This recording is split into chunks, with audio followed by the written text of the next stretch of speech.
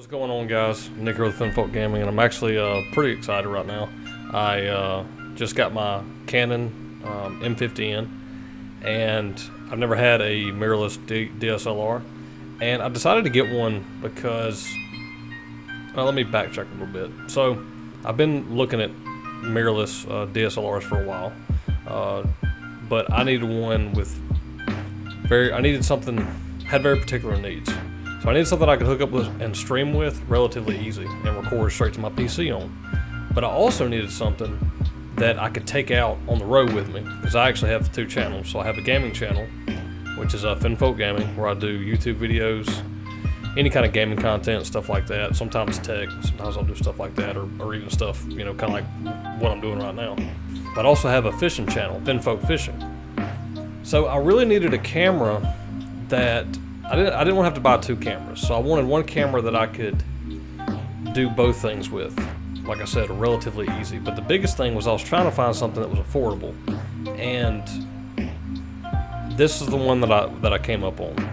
Yeah. So basically, it boiled down to getting the Canon M50 or the Sony A5000 or 5100, and the Sony was slightly cheaper, even. Right now, it was a little bit cheaper, with this whole virus going on this past year. The camera prices have went up, which kind of sucks for me, because if I would have just went ahead and got this camera a year ago or a year and a half ago, I could have got it about $100 cheaper. Ever since this virus hit, all the cameras, a lot of electronics have went up. But I ended up finding this one on Amazon, and it came with some attachments and different things. I just decided, I was like, man, I'm not going to put it off anymore. I'm just going to get it and just be done with it and have what I need. But the main reason I went with the M50 over the A5100, the Sony, was mainly because of the external audio.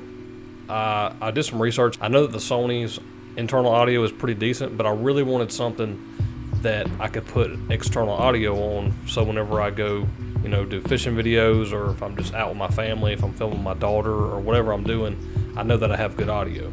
Something I can put a wind muff on. I really wanted that external audio. So really and truly, that was one of the main factors for me in buying the M50. Other than that, the cameras are pretty much the same as far as I'm aware. They're pretty similar, really, other than the audio out jack.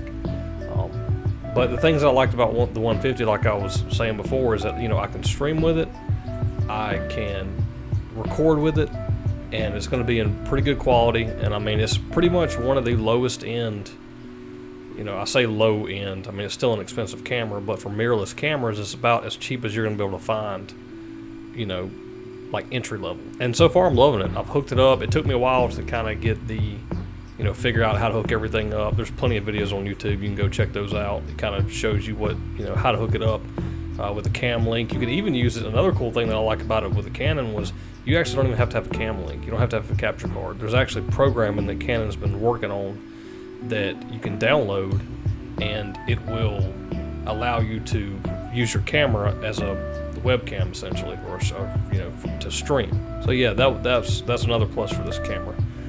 I guess I'm just really talking about it because I'm just excited that I got it, and like even right now as I'm recording, I have my webcam right in front of me, and then right behind it, above it, is the Canon M50. And during the video, I think I'm just going to be swapping back and forth to the cameras. I have the name of them down below, so that way y'all know what's what as I'm talking. I'm just going to basically be swapping as I'm talking. I guess I just wanted to say that if you're thinking about getting a Canon M50, from what I've got to use of it so far, as an entry-level mirrorless cam, it's definitely worth it. If you can wait maybe for the prices to go back down to what they were, I think the camera was at like $500 or $550 at one point. That wouldn't hurt just to wait. You don't have to spend the extra money that I spent. I think I spent like $650 on it. Well, it was $650 for the camera, plus the card it came with. It came with some cleaning stuff. It came with a little camera stand. If you're looking for something that's going to step your quality bar up, but it's not going to just completely break the bank, I mean, it's still not a cheap camera by any means. But I mean, some of these cameras get up to, $1,000, $1,500, $2,000. It's just crazy. If you're like me and you just do YouTube videos and you stream and all that, and you do it for fun, it's not your job, it's just a hobby, it's just something you enjoy doing, then to me, this camera is all around, in my opinion, the best entry-level mirrorless camera you can get right now.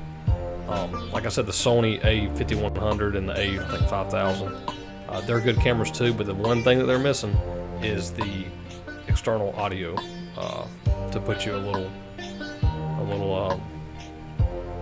put you a microphone on the camera, and you put a wind muff over it. If you're only going to be streaming inside and you're going to be using your microphone as everything you're recording, then that doesn't really matter. But if you're like me and you're going to be going outside and doing things outside and fishing, especially being on a boat out in the wind, stuff like that, you want a good microphone and a good windscreen on that microphone, because if you don't, the audio is going to be just awful. And even with the wind buffer on your microphone, there's still sometimes it's just terrible. Sometimes the wind's that bad, but without it, you literally can't hear anything. I have recordings that I've done with my GoPro and my phone and my old camera, my old cheap $50 camera I bought from somebody. Whenever the wind cuts through it, you can't hear nothing. So for me, that was the big difference for this camera for me personally. But like I said, if you're just looking for a camera to strictly record inside, where you have kind of control over the sound around you to an extent, or you're going to be using a microphone all the time, then the Sony is not a bad option at all. But yeah, that's all I want to say about this. If you watched this video all the way through, I want to thank you for watching the video. Check out some other content. If you enjoy those videos, consider subscribing to the channel, join the Finfolk Legion. And yeah, when you do look at my old content, keep in mind that it was all recorded on a C920 Logitech. So just keep that in mind. Hopefully, with this new camera, the quality of the content is going to go up. So that's a plus. But anyways, guys, I got to go. I'll see you next time.